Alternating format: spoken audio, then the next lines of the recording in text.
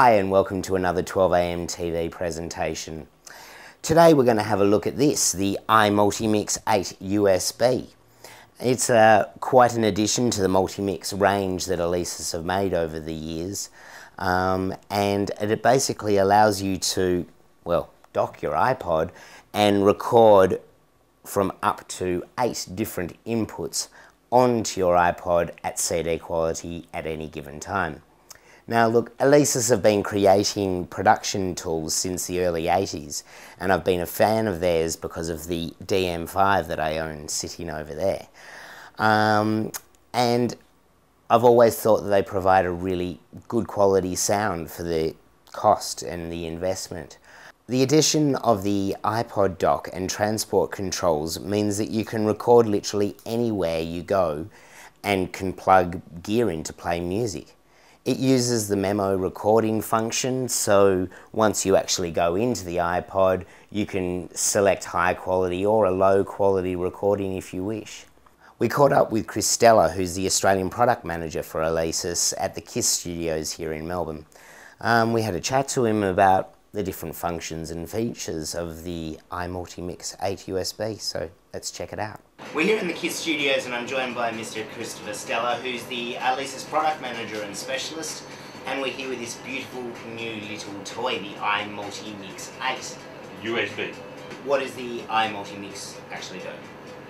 Well, they've gone the next step from the Multimix range. They've got the original Multimix 8 USB, which was just a USB 1.1, so you could have stereo coming out of it to your computer.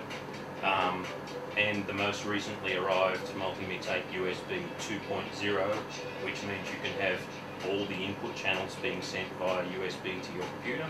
Right. And the next step is to allow it to record on its own and take advantage of the fact that there's about a squillion iPods out there. So basically, yeah, taking advantage of the fact that hard disk recording can be done on an iPod. It's more a fact of needing something to process whatever you're recording onto the iPod. Yeah. Well, yeah. I mean, I don't know that anybody. I mean, that's a stupid thing to say. People will record an album on this.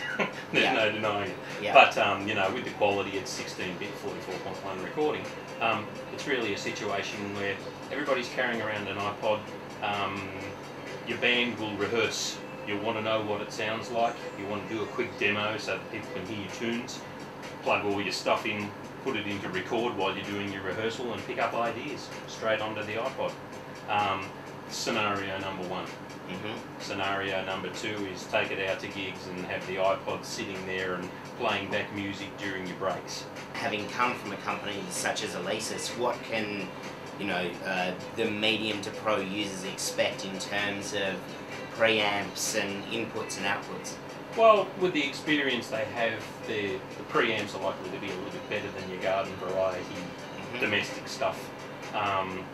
The thought processes and the logic behind it, Alesis are famous for their effects. You've got the effects chip built in with 100 different effects built in there.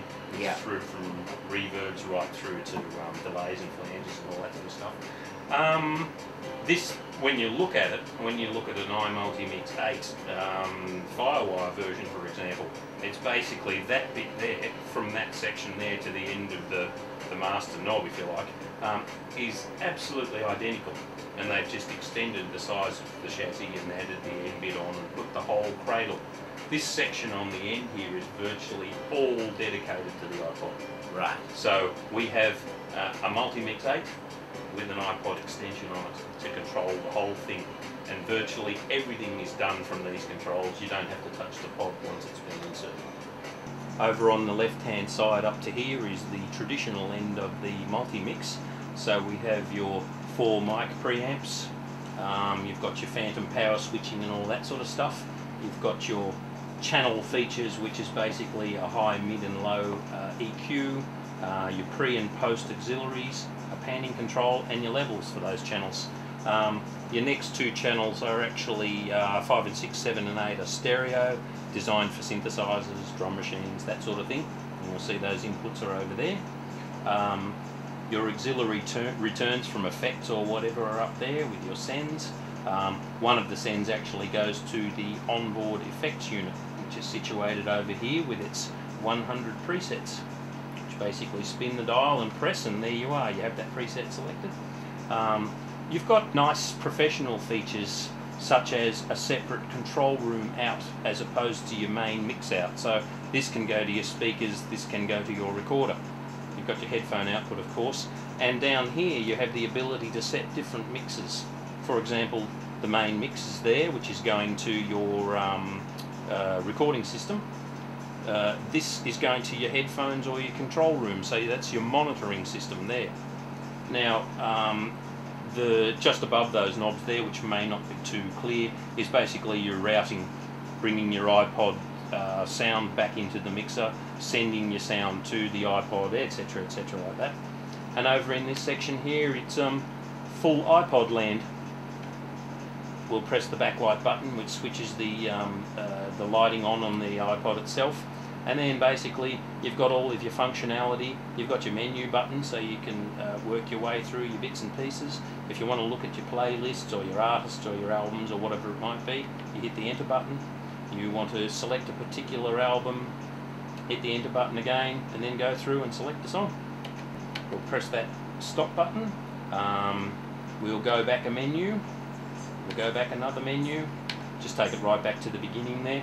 Now when you actually want to record onto the iPod, it is 16-bit 44.1, which is your CD quality.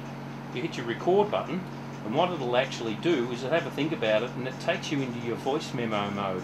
And you can see on screen of the iPod itself, you've got your time, record or cancel. Now, you can put it in your, go up to your menu and select quality if you want cheaper quality or better quality or whatever. Once again, go back into your record and it gives you your timing, and you can simply go like that, and we're actually going to start recording, and that's it. That's basically the way it works. If I hit enter again, we are now recording, and the voice memo mode is the recording section of it, of course. Once you've actually recorded onto the iPod, you can remove the iPod from the unit, hook it up to your computer, transfer the songs into iTunes or however you want to do it from there, and that's it. With an Australian price tag of under $800, the iMultiMix 8 USB is a fantastic tool for young artists, recording artists that need to basically be able to record things on the go. If you want to check it out, you can go to www.elfa.com.au, or of course the Alesis site, which is alesis.com. This has been a 12am TV presentation. Thank you. Please come again.